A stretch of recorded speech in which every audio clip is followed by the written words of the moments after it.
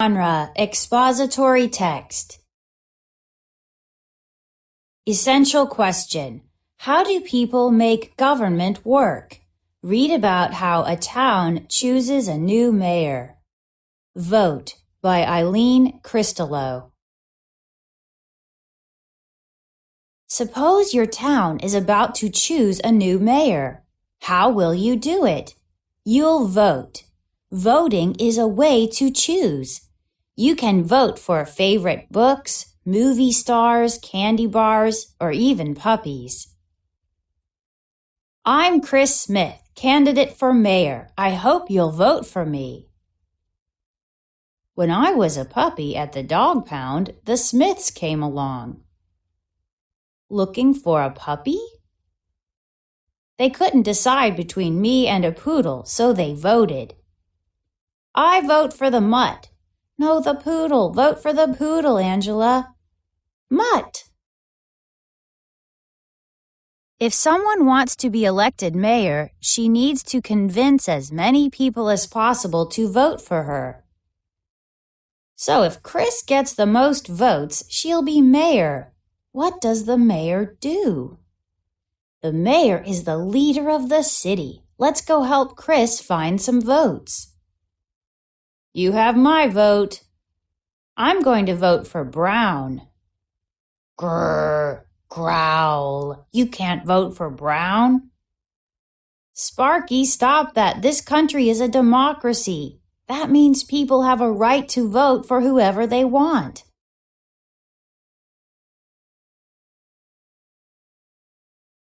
Stop and check. Reread. What is Chris Smith going to do? Reread to find the answer. Many people just don't vote. Why not?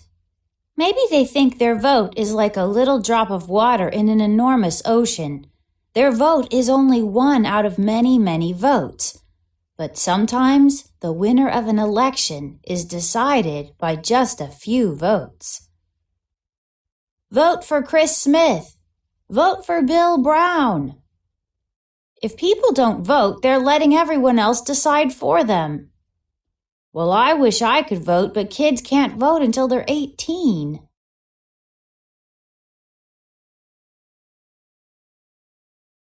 Who decided who could vote? When this country began, the Founding Fathers wrote a constitution. It said how we would govern ourselves. It said people should vote, but it didn't say who could vote. That was left to each state to decide, and that was a problem. Angry people protested. They wrote letters. They held rallies and made speeches. They marched, were arrested, and went on hunger strikes. Some were killed trying to claim their right to vote. But it took many years, 4 amendments to the Constitution, and several new laws before all citizens, 18 years or older, were allowed to vote. If you want to vote, you need to register. Where? At your town office. Or you can download a registration form from the internet.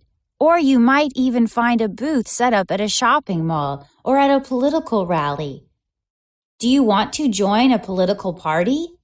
You've probably heard of the Democrats and the Republicans, but you could join the Green Party, the Libertarians, the America First Party, or the Progressives, to name just a few. Or you could be independent and not join any party at all. You don't have to join a party. Why doesn't she want to go to a party? It's not a birthday party, it's a political party. Political parties are like clubs for voters who share similar ideas. Ideas about what? About government, schools, healthcare, environment, stadiums. Is there a party that thinks dogs should vote? Before you vote, you'll need to find out about the different candidates. How? Read newspapers, watch TV news, listen to the radio, or surf the internet. Do you agree with their ideas?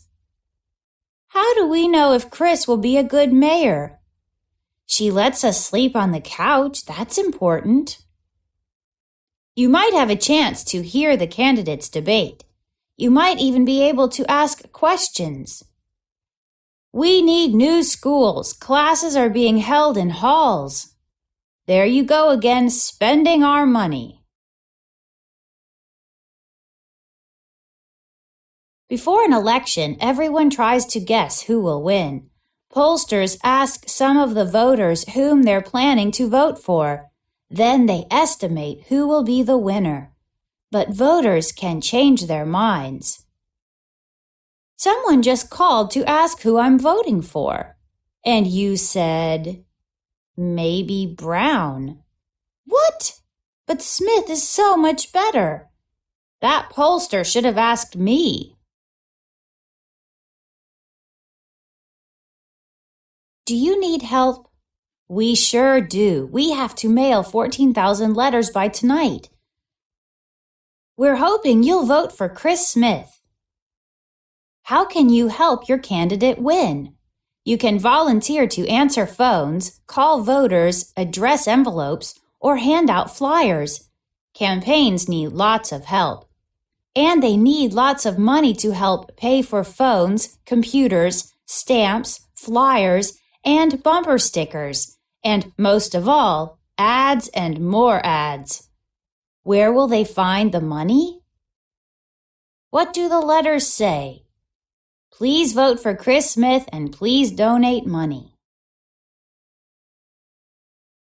You might want to donate a few dollars to your favorite candidate's campaign, or maybe you'll be invited to a fundraising dinner.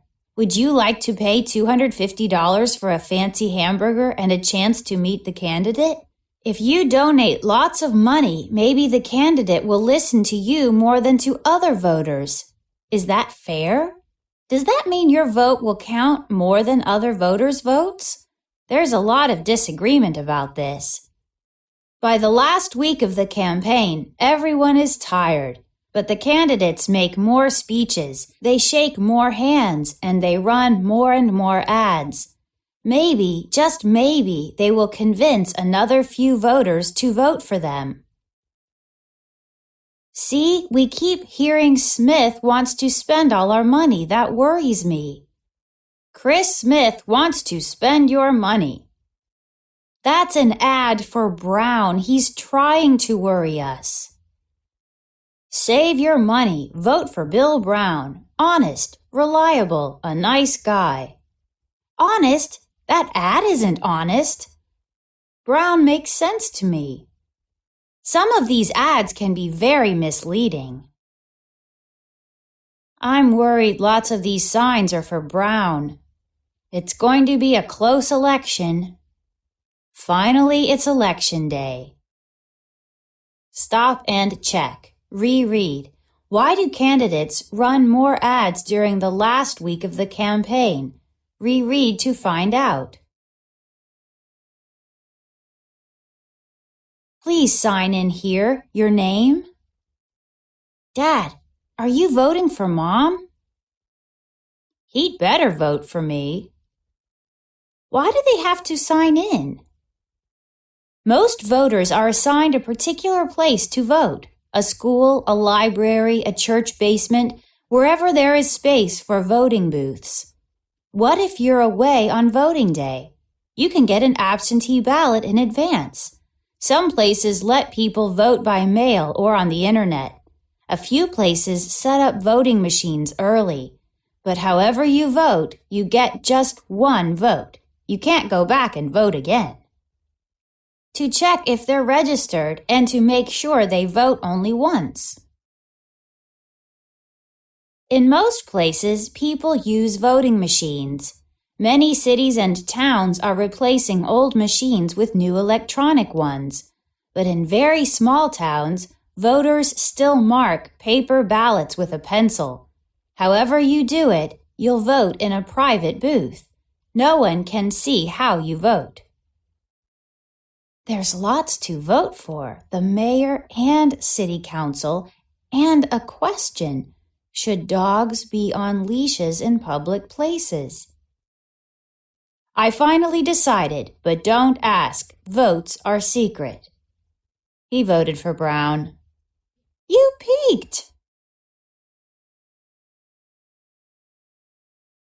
When the voting ends, the counting begins. Who will win? Stay close to your TV or radio to find out. Usually a few hours after the polls close, the winner is announced. Looks like Brown is winning. Oh no, but there are still lots more votes to count. And the winner is my mom. Congratulations, Madam Mayor. I'll be Mayor Dog. We won! But wait, what if the election is won by only a few votes? The candidate who lost can ask that the votes be counted again. Then it could take a few days or longer to carefully recount the ballots and find out who really won. Uh-oh, Brown wants a recount? I'll tell her. What's wrong? I won by just 105 votes out of 35,000. That's why Bill Brown wants a recount. Do you think Chris will lose? She might.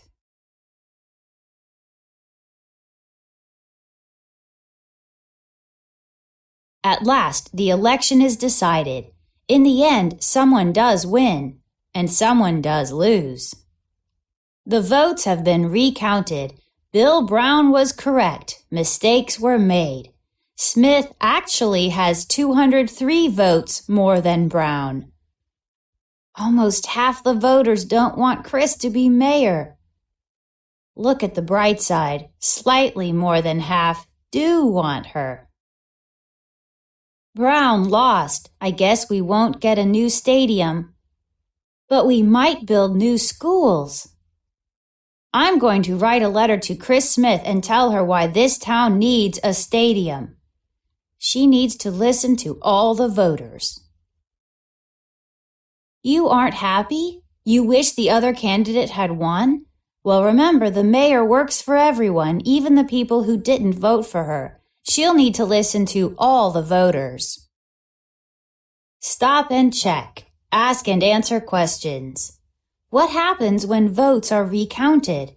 Reread pages 161 and 162 to find the answer.